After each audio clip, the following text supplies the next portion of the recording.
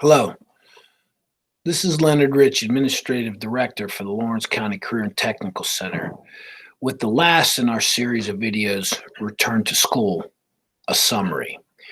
We have introduced you to the opinion of the American Association of Pediatricians. We gave you information on what a traditional return with appropriate mitigation is going to look like. We gave you information on what synchronous learning is going to look like. So now I want to engage in a summary of our return to school plan.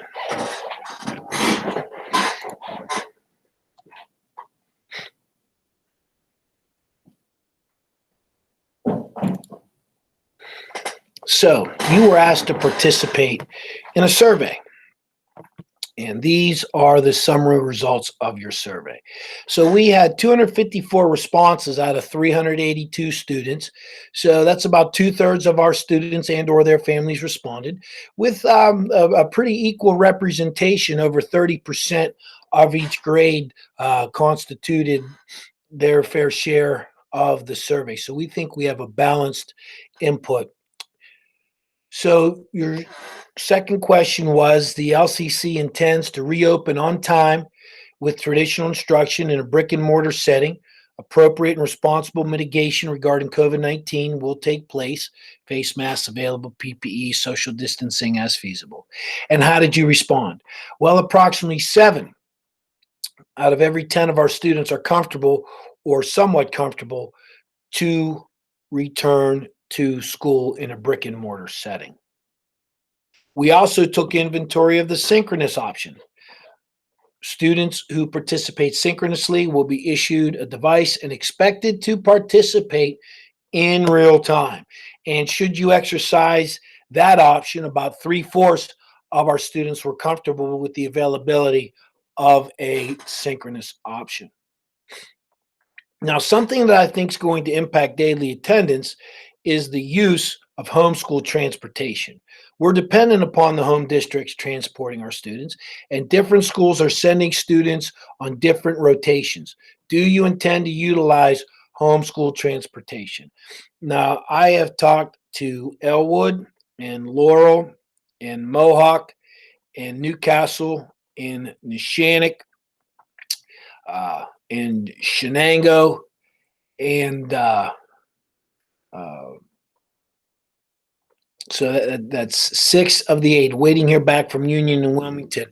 But all those schools have promised to, if we are in session, to at least give you transportation to the VOTEC, depending upon some type of arrangement of getting to school and the like. So the specifics of that, you're going to have to ask your home school district's transportation department. We really don't have much to say about that. But about 3/4 of our students are going to be dependent upon homeschool transportation. So the availability of that, the consistency of that's going to impact our physical attendance.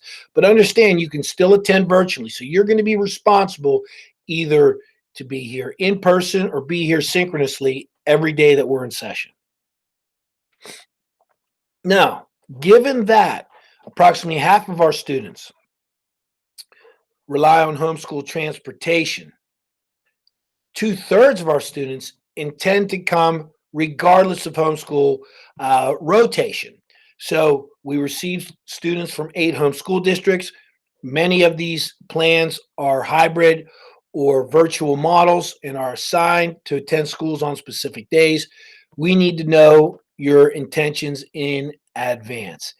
And over 2/3 of our students said, I intend to follow the LCCTC calendar and have my child attend school regardless of homeschool transportation. So we fully expect that if you look, and we have a total of 382 students registered right now, that about 250 to 280 should be here at least every day, depending on the survey results.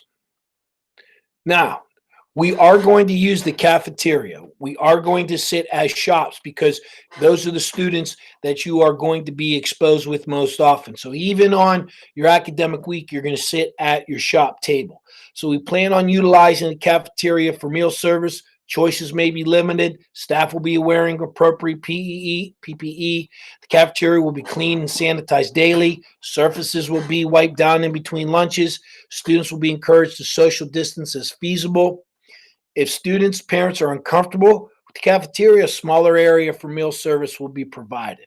Given that set of circumstances, again, 3/4 of our students are comfortable to somewhat comfortable eating in the cafeteria.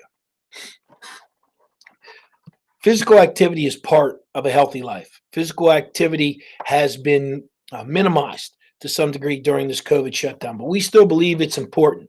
So, what are your plans on encouraging physical activity and participating in physical education?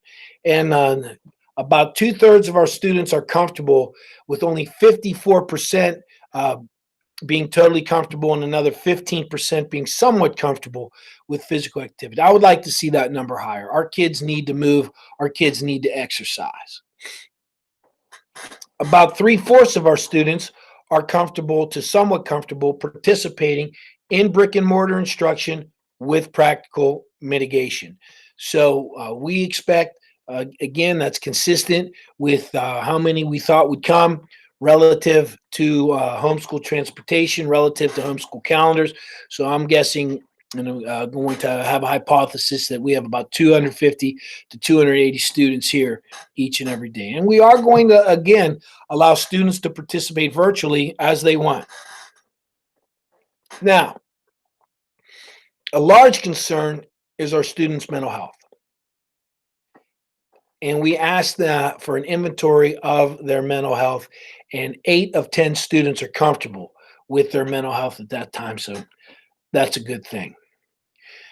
Internet, should we go red again and the governor shut us down? What's your availability of internet? Can you get your work done at home? Oops, excuse me. And 9 out of 10 of our students are comfortable with their internet access at home.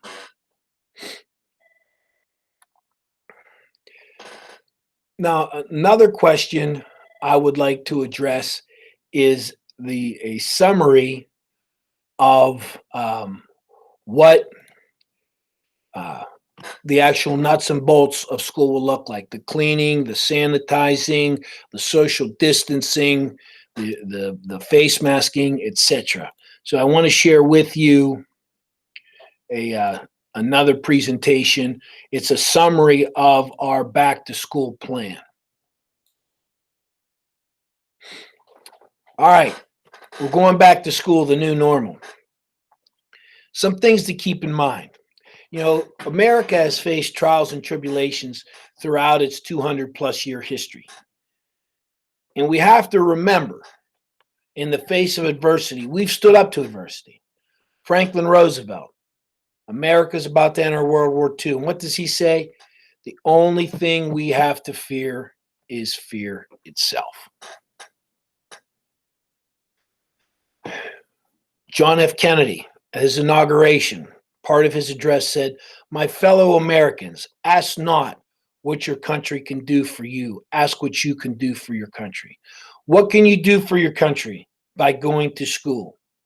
What can you do for your school? So are you looking to us? Because we are looking to you. And it must be a two-way street, a partnership, a working relationship. But what can you do for your country? And what can you do for your school? And then also, I was looking at addressing fear and having strength in the face of fear. And I came upon this quote from Nelson Mandela. Nelson Mandela was jailed in an apartheid-ridden South Africa for several decades. And he was released, and he became the first freely elected president of South Africa in an integrated election. So he's the first Black president of South Africa. And what did he have to say? A man who could have been bitter. Instead, he has words of wisdom. I learned that courage was not the absence of fear, but the triumph over it. The brave man is not he who does not feel afraid, but he who conquers that fear. What are we doing to conquer our fears? So some questions to keep in mind. What do we fear and how can we address it? Rather than ask what the LCCTC community can do for us, how do we as a school district do for our community and core of the community, our children? And how are we the brave man who is afraid but conquer my fears? I also was looking for something to address to the teachers. And I came across this. To my friends that are teachers and teachers' assistants, dear teachers, we were terrified. We were not ready. We didn't know what was to come. We did not want to change our ways. We couldn't imagine what each day would look like. We were stressed, exhausted, overwhelmed, and anxious. But fast forward 5 months, we are okay. We have adapted. We are stronger together. We are essential. We feel our worth. We make a difference, and others know it. We are proud to go to work. I know many of you return to work this week or will in the next few days, and it's scary. But I promise it will be okay. Be flexible, be strong, be creative, and be proud. You are so needed. Remember that now more than ever, these kids need to feel your love and support. We've got this, teachers and nurses, and we will get through this. Just thought you could use a little encouragement from some people who have felt what you feel. Thank you for all you do. You make a difference. Love, your nurse friends. So they've been on the front lines this whole time. Cashiers at Giant Eagle on the front lines this whole time. We can return to school in an in-person setting with appropriate mitigation. So here's the pandemic team who put this following summary together. So cleaning and sanitizing. We will utilize safe options with low residual and minimal odor so as not to lead to other health concerns. Our custodial staff will be cleaning and disinfecting after dismissal and as directed. Water fountains are going to be closed, and we will allow some limited use of water bottles. Within the school building, there will be designated well and sick areas. Daily, restroom handles, doors, sinks are going to be disinfected. Daily, door handles in the entire building are going to be disinfected. Daily, the office counter and other common areas are disinfected. Personal protective equipment are appropriate for employees and will be provided to nursing staff and to the custodial staff.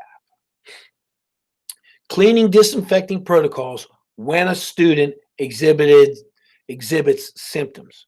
The nurse is going to notify the teacher and the administration.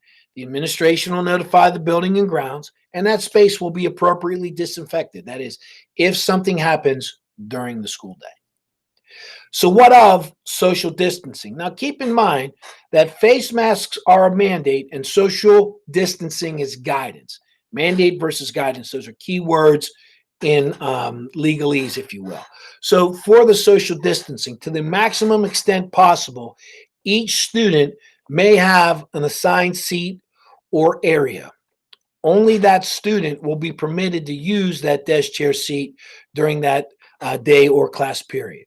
In the cafeteria, to the maximum extent possible, you're going to be assigned spots and spread out to lessen the numbers. Again, additional spaces may be used.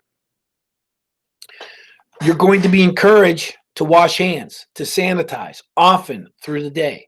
Keep in mind that washing your hands and face should take you 20 seconds periodically throughout the day. Coughing and sneezing should be done to the elbow and followed by hand washing. And we will have reminders to students and staff to avoid touching their face, putting their hands on their mouth and nose, and sanitizers will be widely available in the classroom and throughout the building. We will have signage about social distancing posted in the entryway, the hallway, the main office, etc. We will be utilizing the school website to promote these everyday protective measures. We are going to restrict visitors as well. Instructions and education for ancillary things, OT, PT, there will come in. But visitors for necessary meetings must follow all aforementioned safety protocols. No non-essential visitors will be admitted. We will also be limiting the sharing of items. For example, tools in our shops need to be wiped down before and after use. And if possible, we would like students to have as much of their own individual supplies. We will have some resources for students who need supplies, but calculators, devices, and other things should be wiped down before and after. And there will be some communal spaces such as lockers, and we will be sharing those lockers. We'll be switching from um, academic to vocational, just like we normally do. Now, relative to transportation, we are dependent upon home districts for consistency of transportation for safety protocols. Students may go to the cafeteria for breakfast or until supervision in the classroom is available before going to the classroom or homeroom. Excuse me. Students must follow social distancing guidelines to the best of their ability. Gates are going to be moved to allow greater spacing, particularly down towards the vocational wing to allow for greater social distancing in the morning. Now, we are going to monitor student and staff health. And we do have, as I said, a what to do when on our website. We've purchased some thermometers, some additional thermometers. We're not going to be screening every student as they walk in, but we do expect the self-screening by students before they get here. We do expect the self-screening by employees before they get here. But if we do see somebody who we believe is exhibiting symptoms, they will be referred to the nurse. So all stakeholders must be fully aware of the purpose of self-reporting symptoms and temperature and the purpose of the requirement. Maintaining confidentiality is at the forefront of what we need to do. Now, there may come a time if someone is exhibiting symptoms that we have to have them put in isolation or quarantine for the day and then for 14 days. So if a student is exhibiting symptoms, they are going to be placed in isolation. There's an area of the school that we're designating for isolation for those types of things.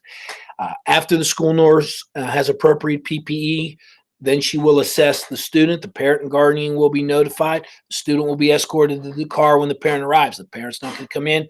Parents will be asked to pick up the student as soon as possible. All siblings of the same household will also go into quarantine, and that quarantine is 14 days. They will also be recommended to follow up with their primary care physician. But at the end of the quarantine, you're coming back because a student, anybody can test positive for up to 3 months. So we're following the guidelines by saying once you go in your quarantine, you can come back. There will not be a return based upon a negative test. So we will use the nurse's office for the triage area. We will teach and reinforce hand washing. We will support healthy hygiene behaviors. We will develop a schedule that includes an increase of daily cleaning and sanitizing of all locations. All drinking fountains will be turned off. We do have water filling stations, so there will be the availability of water, and we want clear plastic bottles so we can see what's in those containers.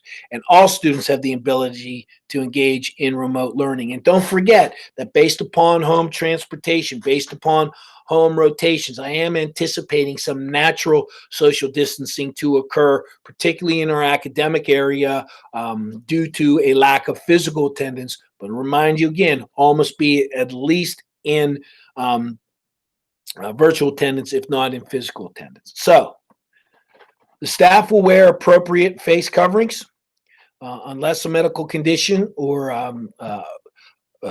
other exception, but masking is a mandate. Students should wear masks. Now, understand that if a student does not wear a mask due to a disability, no, we will not be asking you, but you also cannot expect a student or another staff member to come within 6 feet of you. I mean, that needs to be a reality as well. Finally, looking again at being brave, in a situation and understanding that things aren't perfect, this plan has yet to be put to the test. There will be unknowns that need addressed. The board will approve the plan, the administration will lead, train, explain, and the student and staff will execute. All stakeholders within the LCCTC community need to realize that this plan may need adjusted as circumstances change. The LCCTC pandemic team has created a framework for red, yellow, and green stages of COVID-19 pandemic. I want to leave you with one final quote, and it comes from Ben Franklin, who said at the Constitutional Convention held in Philadelphia in 1787, "Thus I consent, sir, to this Constitution, because I expect no better, and because I am not sure that it is not the best." This is the best plan that we've come up with given these circumstances, but it's just a plan. I don't have any experience working in a pandemic. Do you? So all that being said, we must work together as a community,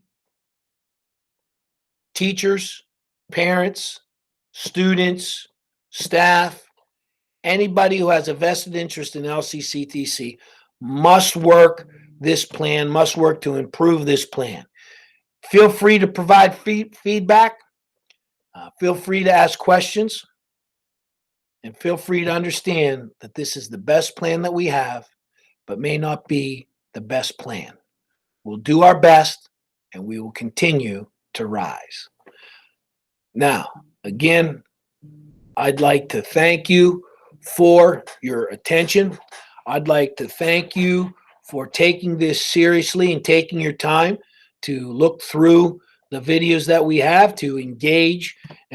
We will be following this up with a town hall after the JOC approves our plan.